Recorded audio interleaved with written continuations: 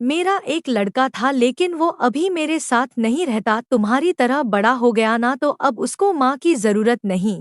अब दिन ही कितने बचे हैं और ज्यादा भूख भी नहीं लगती, तो मेरा गुजारा चल जाता है। इंसान अपना बचपन कभी नहीं भूलता, यही तो वो समय होता है जब वो बिना कुछ सोचे सिर्फ अपनी छोटी सी दुनिया में मस्त रहता है। बारिश का सड़क पर जमा पानी काफी होता है, हमारे मन को लुभाने के लिए छोटी छोटी बातों में बड़ी खुशी मिलती है। ऐसी कई बातें होती है बचपन की जो हमारे मन में बसी रहती है। उम्र भर पेड़ पर से गिरना, साइकिल का टायर पूरे मोहल्ले में घुमाना, किसी की डांट खाना, स्कूल टीचर, गली मोहल्ले सब बसा रहता है। मैंने 7वीं तक पढ़ाई एक गांव में की, पिताजी की सरकारी नौकरी थी, उसके बाद उनका तबादला किसी शहर में हो गया। उन्होंने उसके लिए कोशिश भी की, वो चाहते थे कि मेरी और मेरी बहन की शिक्षा उसके बाद किसी अच्छे स्कूल में हो। खैर, उनकी मेहनत का परिणाम उनको मिला और तबादला हो गया।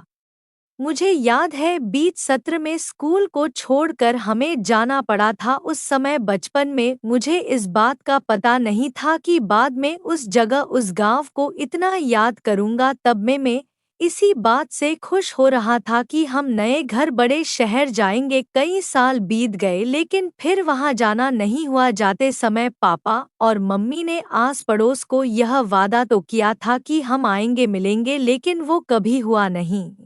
आज मैं 20 साल बाद फिर उसी गांव से होकर गुजर रहा था तो मुझसे रहा नहीं गया। मैंने अपनी गाड़ी उधर घुमा ली। इन सड़कों पर मैं इतने साल बाद आया, लेकिन अभी भी मुझे लग रहा है जैसे यह मुझे जानती है और मैं इन्हें जैसे कि खुद ही खुश होकर रास्ता बता रही है, स्वागत कर रही हो। मुझे सबसे पहले अपना स्कूल देखने का मन किया, इसलिए मैं वही गया। स्कूल आज भी वैसा ही था, कई बार शायद सिर्फ रंगाई पुताई हुई होगी, लेकिन एक बाथरूम के अलावा नया कुछ भी नहीं बना शायद।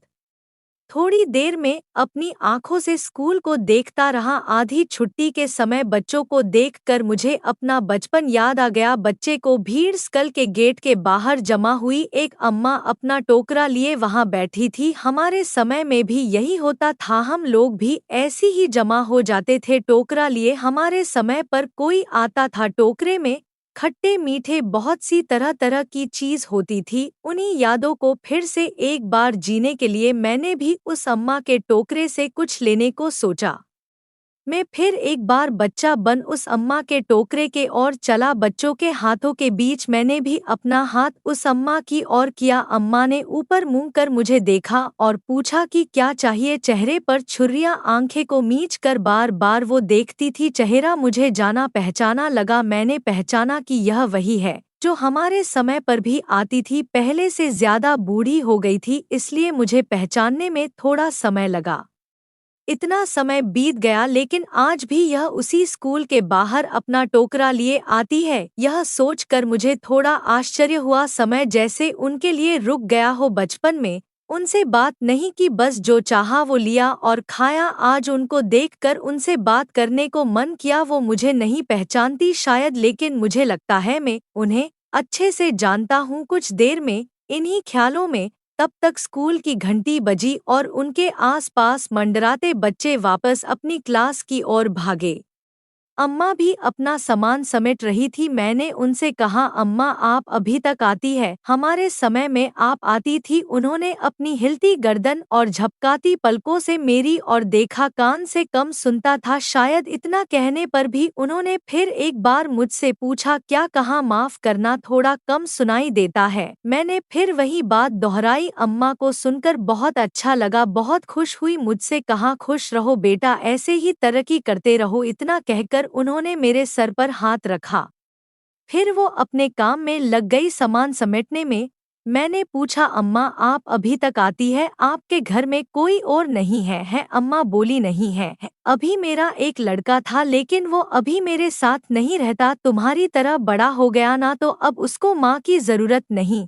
लेकिन मुझे को दिक्कत नहीं, वो खुश रहें बस। मेरे अब दिन ही कितने बचे हैं और ज्यादा भूख भी नहीं लगती, तो मेरा गुजारा चल जाता है। कभी स्कूल के बाहर, कभी पास के बाजार में, जितना होता है करती हूँ और फिर यहाँ आती हूँ तो इन बच्चों को देखती हूँ तो मुझे अच्छा लगता है। अपनी बात खत्म करते ही उन्होंने कहा, अच्छा बेटा खुश रहो। इतना कहकर वो जाने लगी। इस उम्र में उन्हें देखकर मुझे ऐसा लगा कि उन्हें उन्हें कोई उम्मीद नहीं है, ना ही किसी से कोई शिकायत। वो उनके बेटे के बारे में मैंने सोचा कि और पूछूं, लेकिन फिर मैंने यह सोचकर नहीं किया कि क्या पता उन्हें तकलीफ हो। मैंने उन्हें रोका और उन्हें कुछ रुपए देना चाहा। पहली बार उन्होंने बेमन से ना कहा, मुझे पता था उन्हें इसकी जरूरत है। कुछ देर बाद मानी और उनके आंखों से अब आंसू आने लगे। इस उम्र यह सब देखना कितना पीड़ादायक होगा अगर हमारे माँ बाप हमारे बचपन में हमें ना संभालते। जब हम बेबस थे तब शायद कोई बड़ा ही ना हो पाता, लेकिन जब उन्हें जरूरत होती तब अगर हम ना उनके साथ ना हो या उन्हें 2 वक्त का खाना भी ना दे सके तो इससे बड़ी कोई शर्म की बात नहीं। मुझे यह सोचकर सुकून आया कि अच्छा हुआ मैं अपने बचपन के स्कूल गया। मैं कोशिश करता हूँ हर महीने उन्हें कुछ रुपए भिजवाने की।